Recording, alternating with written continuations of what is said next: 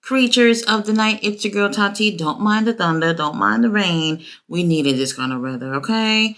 Now, I did do a watch along earlier with my sister. I didn't force her. I didn't make her do anything she didn't want to. She actually came over, spent some time with me, and watched this show. I haven't watched wrestling with my sister, and I cannot even tell you how many years.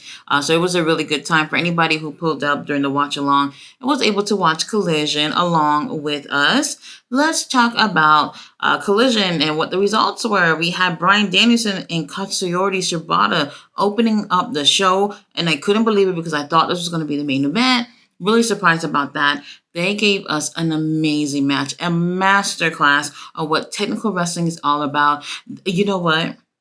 When I think about a man, when I think about a Reels man's man, I think about Shibata. I think about Bryan Danielson. The way that these two guys handle themselves in the ring, the way that they move in the ring. Oh my God, it's just absolutely orgasmic to me. These two guys do no wrong in my eyes, and I absolutely love this match that they had. We have Bryan Danielson, who has been having banger after banger. Shibata, who's been gone with visa issues. Now he's back, and he's just been oh my God. Oh, everything he does is just right.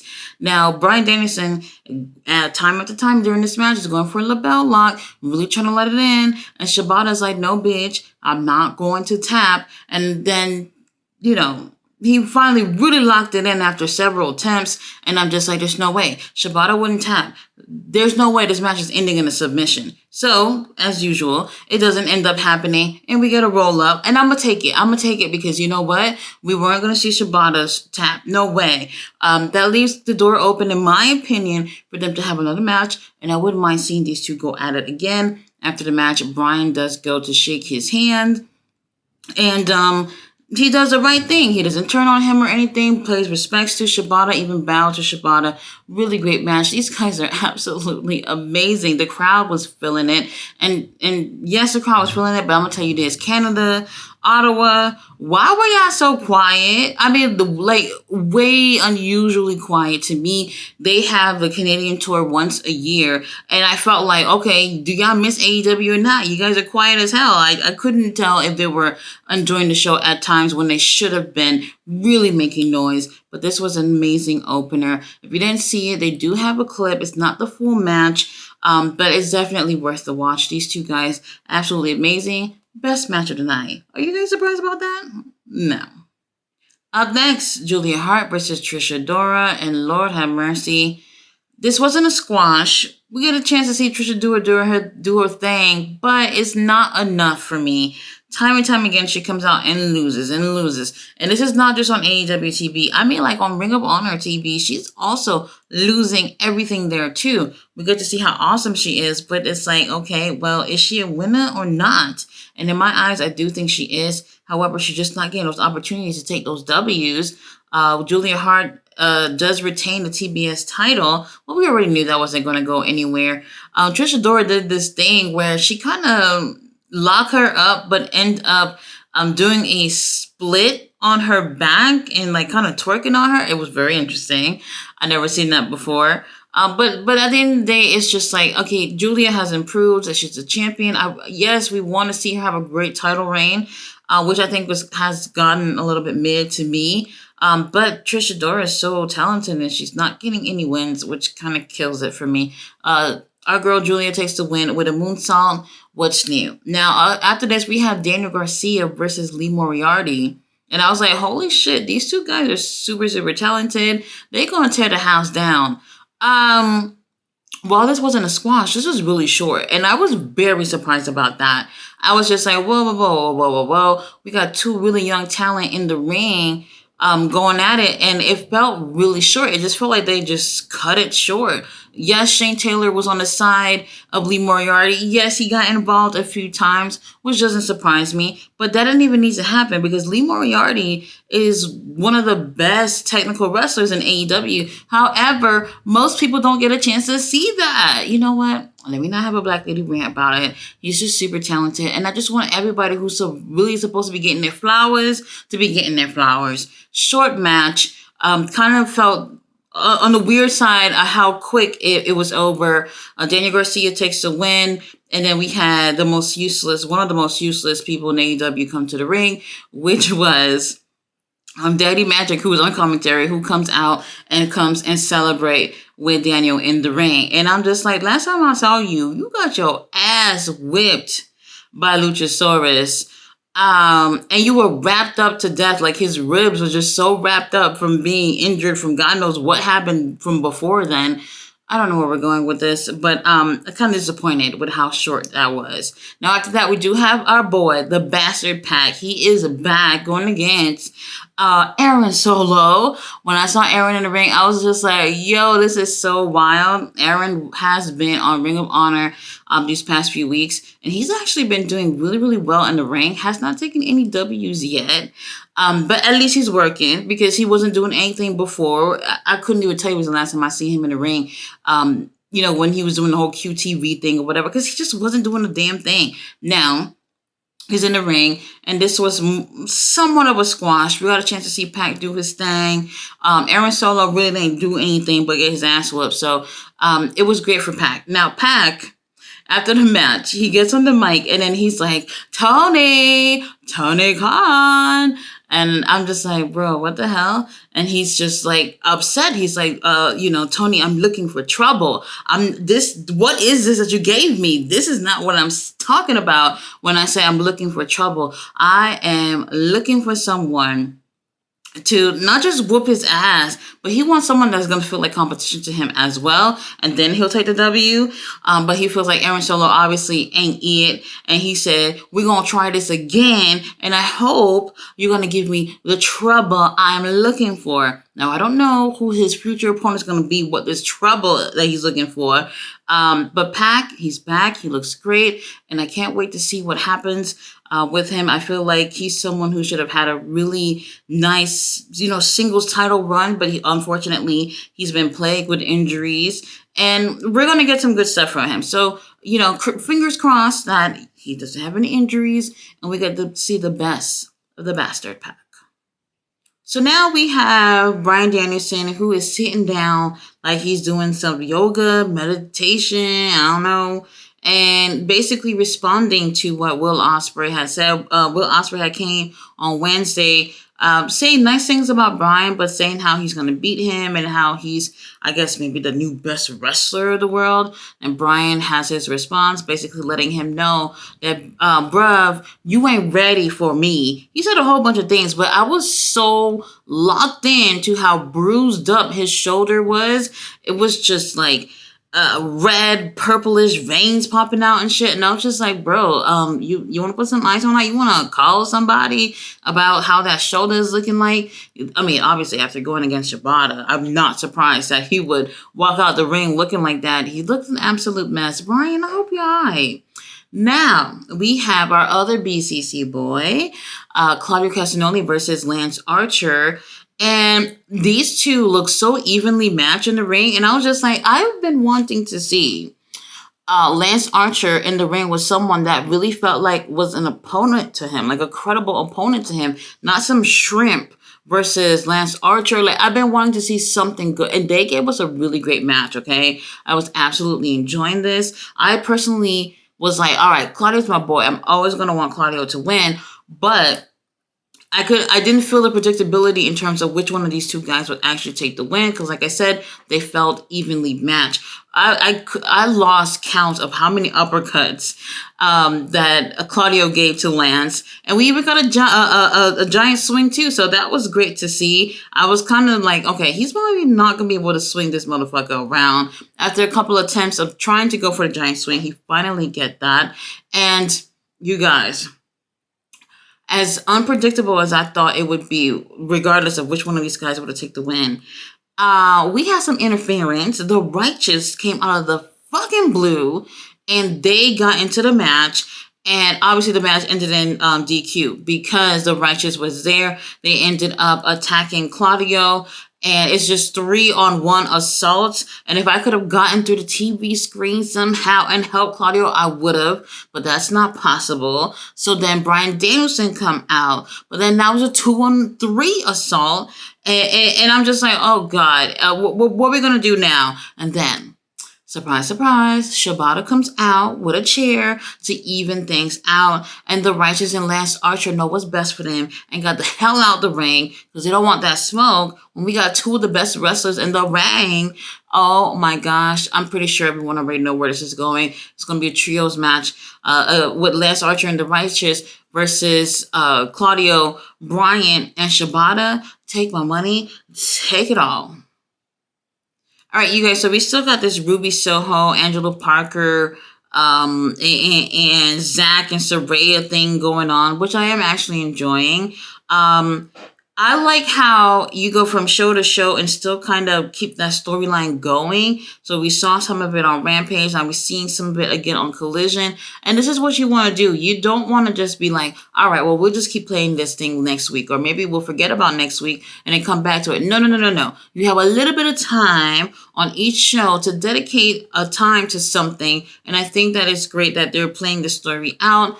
I can't wait to see what happens next. Now, Ruby is with Angelo. Angelo is feeling some type of way, and he's just like, I'm tired of these bitches. I'm going to get my hand on Zach. And then Ruby's like, no, that's exactly what they want you to do. And if you're going to fall for their little bullshit, then you're going to have to just do all the shit without me because I'm not down with it. She's just wanting to ignore this whole thing, and she doesn't want Angelo to get into issues with Zach. I get where she's coming from, but at the same time, this is Zach we're talking about. This dude is absolutely huge. He's not going to let this shit go. Now, he says that he wants to have a match with Zach at some point, and Zach also responds and says that he'll have a match with him, but it's going to be on his time, whenever the fuck he feels like fighting him. And I'm just like, all right, fine, cool. This might not be a good thing for Angelo. Well, no, it's not a good thing for Angelo. But I am enjoying the storyline, and we'll see where this goes. And Harley, girl, you want some another level of crazy. I love it. It's great. Alright, so now our boy, Kyle O'Reilly, makes it to the ring. He is going against Brian Keith. This is his first match in 2 freaking years since his neck injury. And I'm just like, all right, you look really tired once again. You've been gone for 2 years. You could have been sleeping some of that time. For whatever reason, he just looked tired in the face. But looking at his body, I think he was ready. He looked ready. His body looked great. And I just couldn't wait to see what he was going to do in the ring. Had a really great match with Brian Keith. Very, very intense at times. And I just kept feeling like, okay, I hope he truly is ready to be in the ring. There's one thing to look ready, but to be ready is another thing. And I really do think that Brian Keith being his first opponent back was an absolute great call. So I guess that, thank you, Tony Khan, whatever. Really great match. One of my favorite parts here, though, there probably ain't nothing, but for me, I just thought it was so cute. Brian is sitting in the middle of the ring, and he thinks that Kyle is going to give him like maybe a kick to the face or a knee to the face. And he ends up putting his hands like this to block his face. But then Kyle isn't actually going to do that. He went and just gave him a bitch slap to another dimension. And I'm just like, Brian, you have just entered the Twilight Zone. I was like, holy shit. Something about that was just really clever to me. And I like that. And it was unexpected. Like I said, great opponent for Kyle to come back and have a match with. And he looks ready to me. Now, wasn't surprised to see him taking the win here.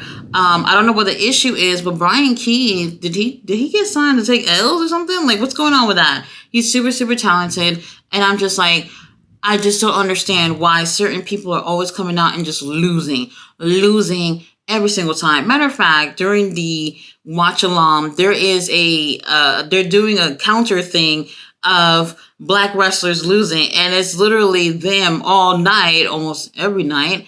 But I digress. Great first match for Kyle O'Reilly. The Undisputed Kingdom come, lift him up on their shoulders, and they're celebrating and they're having a good time. He's a jolly good fella, blah, blah, blah, blah, blah. Good for Kyle O'Reilly. Now, Kyle, I know he's going to have a little bit of an issue with the rest of his friends, because at some point, it's going to get to the point where they're going to be like, all right, bitch, we're friends and all. You joining the group or not? And he's probably going to feel some type of way, because right now, he's more of a baby face. He hasn't done anything really, so he got that baby face vibe going on right now. And the Undisputed Kingdom, they're heels. They're supposed to, quote unquote, be a threat in AEW. They ain't threatening me, but they're supposed to be a threat, so I guess you can call them heels, right? And I think Kyle's not going to want to join that group, so I'm not sure what the situation is. But congrats to Kyle. You look absolutely great in the ring. Go get you some sleep. Now, main event. We had, for the tag tournament, we had the Infantry versus House of Black.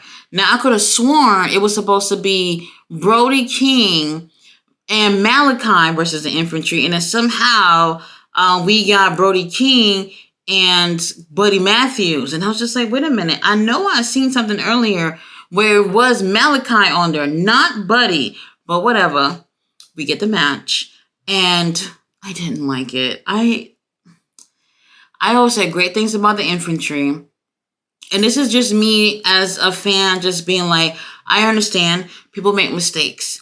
And this is wrestling we're talking about. And it's not going to be perfect all the time. There were what people call botches. And I just wasn't feeling it. The chemistry wasn't 100% there. I think it's because, let's be real, the House of Black was just putting this beat down on them, where it was like the Infantry had no defense. And I'm just like, wait a minute. Y'all supposed to be these big military dudes who are coming out, and y'all just don't have any defense in terms of defending yourself against the House of Black. There was a part of this match where Shawn Dean was laying in the ring for like 5 minutes while they took care of Carly for a little bit. And I'm just like, what is going on? I just, something about this did not feel so organic to me. I felt like, despite there being mistakes and whatnot, the chemistry was not there. And I think maybe, just maybe, they were booking this thing for the Infantry to look like they're losers throughout the match and that they probably would never win, and then actually take the win. Now, we had our girl Julia Hart, who was out there looking very, very lovely. And that's what I like. I love seeing her with the rest of the group. And every time I see her, and just her, not Sky Blue, it always makes me feel like Sky Blue is not really even in that group at all. But anyway, I just didn't really enjoy this match. I'm not going to lie. And I say good things about the Infantry. And this is just not one of those things. Like, if you've never seen the Infantry before, this might taint your perception on them. And I think that would be wrong. But anyway, let me tell you the fuckery that happened, though. So when it just seems like the House of Black is going to take this win, who comes out and gets involved? Our Sussex County chicken, Mark Briscoe, still beefing with these guys, and they end up costing them the match. And I don't know. Something about it just didn't feel organic to me at all. I don't mind Mark Briscoe getting involved or whatever, but now Mark Briscoe, he gets involved, costs him the match. Malachi, he comes from the back, obviously really mad about the whole thing. And Mark Briscoe already booked it and already ran through the crowd and everything. And I'm just like, what? I couldn't even believe that the Infantry took the win here. And now they're moving up on the bracket to go against FTR. And I'm just like, whoa. Am I missing something here? Okay, I just didn't care for all that shit. I don't know what it was, you guys. You guys go ahead and watch the match. You might enjoy it, but I just didn't care. But then we still have Adam Copeland, who got a promo after all this fiasco.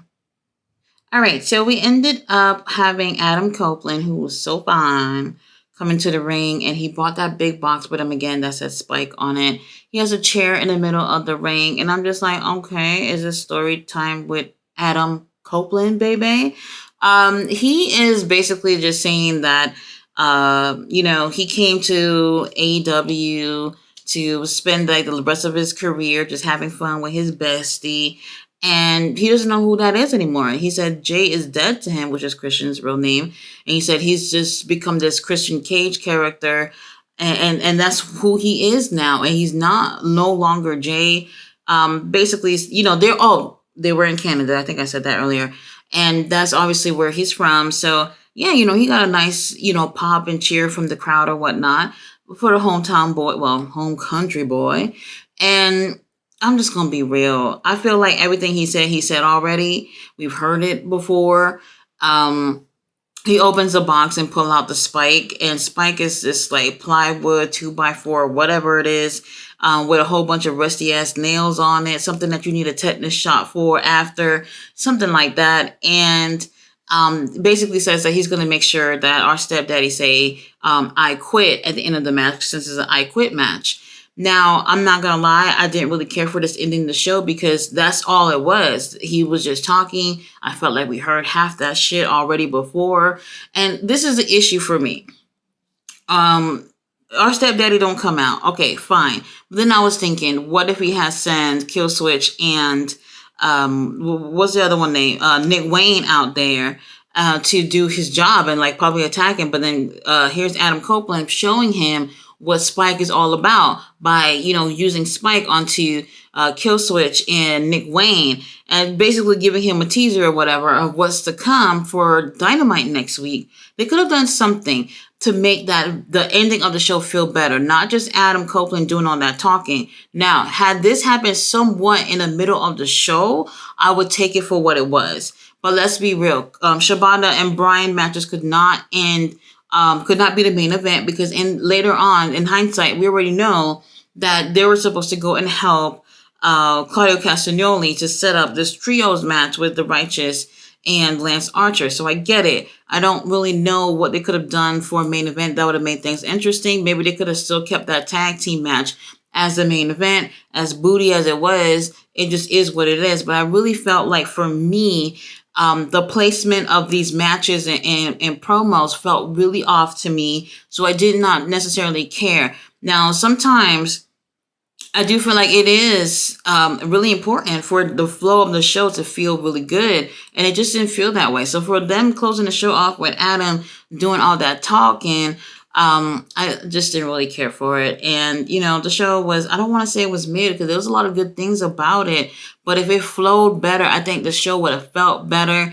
And it just is what it is. Now we got Dynamite coming up and we have Eddie Kingston going against Okada. That has to be the main event. Like there's Tony Khan, that has to be the main event. No, it's not. It's going to be Adam Copeland and Christian. That has to be the main event. The I Quit match. Whatever the situation is, I'm feeling like two titles are going to change hands. The Continental title is going to go to Okada. And I'm feeling like Adam Copeland's going to end up winning the TNT title. But I could be wrong about that shit. So if you want, come back on Wednesday and find out how wrong I was about it. But guys, thanks so much for watching my review. I'll be back on Tuesday with a review on Dark Side of the Ring. That's going to be an episode about Terry Gordy. And then come watch my watch along on Wednesday night for AEW Dynamite. See you then. Bye.